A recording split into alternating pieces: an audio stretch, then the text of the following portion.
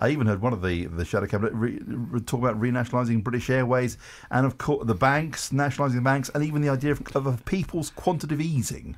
Now, Jonathan, I should imagine that really tickled your fancy. Well, of course, it's a form of, it's just another form of borrowing or lending or putting the people into massive hock. We've got an enormous amount of debt already. Why on earth any politician wants people to get more into debt, and yet they do. Whether it's a quantitative easing to bail out the banks as they do on a daily basis, or whether it's quantitative easing to hand money to people to spend in the economy, which you think, well, that's got to be a good idea. The problem is they've now got debt. If it were me, I would ban QE full stop, and that way we could start getting rid of our debt. Can we just explain QE or quantitative easing? Is there a really easy expression to quantitative easing? Now, we have given the banks a whole lot of money. People's quantitative easing, basically, it would because the debt stands at £1.5 trillion, give or take a few £100 billion, right? So does it mean just borrowing a heap load more money, giving it to everybody, perhaps the people on lower pay scales, saying, look, go and buy flat screen TV? I think it's more directed to small businesses than that, to aid small businesses to get going, manufacturing companies, national as well as local, and you think, well, this is it sounds a good idea. Get the economy going by getting businesses more money. Well, if the banks thought that the businesses had a business opportunity, they'd be lending the money. The reason why they're not lending the money is because the general economy is still in a malaise 6 years after the last crash, and indeed, as I tweeted earlier today, I wouldn't be surprised if next year the United Kingdom and the West goes into recession, given what we're seeing in the global economy. You're starting to scare me already. It'll be here 5 minutes. Alexis, I mean, this idea of the people's quantitative easing, nationalising British Rail, nationalising energy companies, nationalising British Airways, the banks. I mean, I'm sure they'll try and put some figures together. Can you see how it's going to work? No, I can't, because as has just been said, it's printing money doesn't mean you can just go and print money and give it to people. There is a cost to that, so it has to be against a borrowing or a loan. So you can't just print money. When you hear the shadow chance, he says, for example, in 1945 we had the same problem, and look, we created the National Health Service. We couldn't afford it then, but look what we did. So what's different now? Lots of things are different. One, we had literally hundreds of thousands, or was it millions, I beg your pardon, to those who fought in the war for us, of men coming back who were, let's face it, frankly, prepared to work for not much money. Thus, business could get going because costs of business were low. We had to rebuild many cities after they were bombed practically out of existence. So naturally, that created jobs, created wealth, and created opportunity. Those are the things that are different. But look at it now in 2015. As you just said, we have £1,600 billion of debt, and that's the only debt that the government admits to. Then there's all the household debt. I know I'm talking about debt a lot, but the fact is we've got a lot of it. So moving it from debt type A to debt type B doesn't solve the problem. But like a lot of people who have big credit card bills, for example, they think, they've got a £10,000 credit card bill. They think, look, I've got £10,000 debt on the credit card. I might as well just up it to £15,000. Jasper, well, yeah, I mean, it's the economics of the madhouse, isn't it? Buy now, pay sometime, or preferably not at all. Or never, because if they declare themselves bankrupt... Well, you can either do that, or, of course, you can find a way of passing it down the generations. So, for example, if you buy a house in Japan, there's a strong possibility that your grandchildren will wind up paying off the mortgage. So that's something we could look forward to, isn't it? That which would be outrageous. Yes, that could happen, and I would I would probably slit my throat if that ever came to the United Kingdom. Not in this new studio. And I'm sure Roberto would be quite happy about that. No, I would not. I certainly would not. But we're basically saying that in terms of the whole country has got a huge mortgage, which our grandchildren are going to be paying off. Well, not mine, because I won't have any. Politics and business are very much intertwined. Austerity, people don't like it, but do we just have to accept it? Because Jeremy Corbyn is offering something. He'd like to offer something different. Is the reality there is no way out of austerity? Well, the general election was a really interesting example of that, because we did not expect there to be a non-hung parliament as a result of the general election. Conservatives went in and fought it and said, look, there's going to be austerity. And they won. Alexis? Yeah, well, I think the thing is, different economists' views differ, and some say, actually, no, you don't have to have austerity to get out of the position that we're in.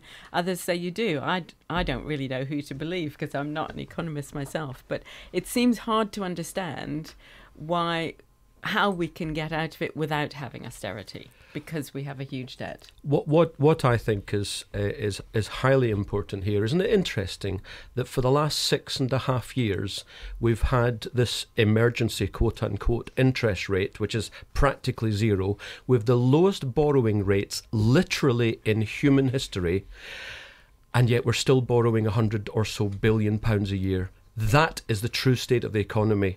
And although George Osborne says that we'll be borrowing nothing in 4.5 years' time, like the unicorn, I'll believe that when I see it. The fact is we still have enormous debt.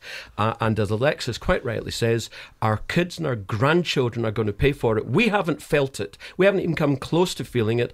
How is it going to be felt? It's going to be felt by reduced benefits and increased taxes. David says on a text, Gordon Brown has already introduced people's QE. He just called it tax credits, now running at over £30 billion. David, thank you. Mark says, Rob, good to hear Jonathan Davies on the panel again. How did he predict the financial situation will be like in 10 years' time?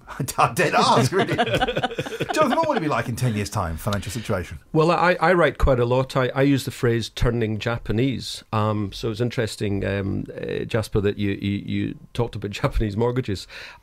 It does appear to me that since 2008, we have been turning Japanese. What does that mean? What do I mean by that? Well, for 25 years or so, from about 1990, so really quite recent, Japan went into an economic malaise for over 2 decades, effectively deflation. Their house prices, and this is the reason why I'd slit my throat if we got multi-generational mortgages, their house prices fell 60%, the stock market fell 80%, and unemployment soared. And look at us now, we're 6.5 years in, we have a bit of growth, of course we do, but we still have effectively low pay. We've hardly had any wage rises in 6 years, and we're not seeing a surge in the economy that we used to see in the old days when you slashed interest rates. And by the way, whether we go into a recession next year or not, when at some point we do, they will not be able to slash interest rates. Thus, I hate to think what they're going to do about the economy. All right. We've done the easy stuff. Now it's going to get really interesting. We'll take a travel break and we'll come back with Alexis, Jasper, Jonathan. Trust me, that was the easy bit. Travel news for beds, cards and bugs. BBC Three Counties Radio. Biggest queues at the moment still on the M25, clockwise queuing from the Belcommon Tunnel past the M11 towards the Brook Street roundabout at junction 28 after an accident earlier. Anti-clockwise very slow down the A12, also long queues there southbound towards the M25 at junction 28. M1 stop-start all the way northbound from Hemel up past Luton and through the roadworks around Toddington southbound, also very slow through there, not helped by lots of standing water earlier because of some heavy rain showers. Adam Moore, BBC Three Counties Radio. Get the latest news, sports, weather and travel online. bbc.co.uk/Three Counties.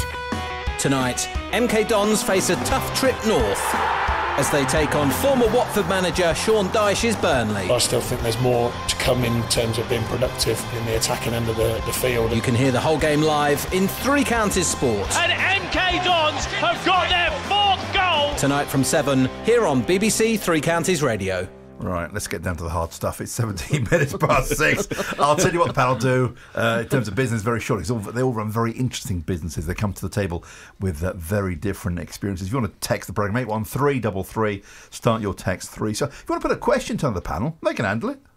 03459 455 555. Normally people say they're ugly enough to take care of it themselves, but none of them are ugly. They're all very beautiful and very fragrant. Well, 1 out of 3 is not bad anyway. Panel, what do you make of this idea? Young people are being invited to join a board at the cooperative to contribute ideas to the group's senior managers. 8 seats are available on what will be a 15-strong board, with one member taking a seat on the group's new Members' Council. The Young Members Board will take on projects set by the organisation's main board. Yeah, all right, it's a bit of PR, I understand that. Could this be an interesting development, though, Jasper? Actually allowing young people to actually make direct contribution at board level? Well, I don't see any reason why not, actually. I mean, I come from a generation in the 80s when I was working in organisations where it was considered that young was beautiful. Young people are just as capable of coming up with good ideas as those of us who are a bit more silver around the temples. So why not give them an opportunity? And does this reflect the change? Because modern business, technology, we are driven by technology. And if you look at some of the greatest ideas, it is driven by very young people making lifestyle changes and adapting that to the world of business. Is that where part of this comes from? Well, I think it probably might be. And young people are very able to learn much more quickly than the rest of us can. And they're able to pick up new ideas and put them into practice an awful lot faster. So, I think it's probably something that's worth watching and see what happens. Alexis? I think it's an excellent idea, and likewise, I'll be watching it to see what happens, because I think there's 2 things, really, because one of the things that companies are saying is that they don't, when they get young people into business, they don't have the right skills. So actually, if you give them the opportunity at an early age to start interacting with the business and engaging with it and starting to understand how businesses work, I think there's some real creative opportunities, and I think it's an excellent idea. Jonathan? I read about this and I thought, is Simon Cowell involved in this? is this the X factor for the co-op, or is this the co-op just running out of ideas? They have had a difficult time, haven't they? Yes. At board level. They've had a difficult time for the last 50 years. If you look at their market share, it's been going down and down and down. You used to have a co-op on every corner. Now you don't. And why? Because it seems to me they don't seem to know how to run their business effectively. Hang on, but they are bringing the small stores back. I mean, they're one of their key strap. Everyone's got a strap line, but they're strapping in shop little, but often. But often, yeah. And they are opening. They have opened a whole range of sort of what we used to call corner shops. They might buy up all of those ones that Morrison's are just closing.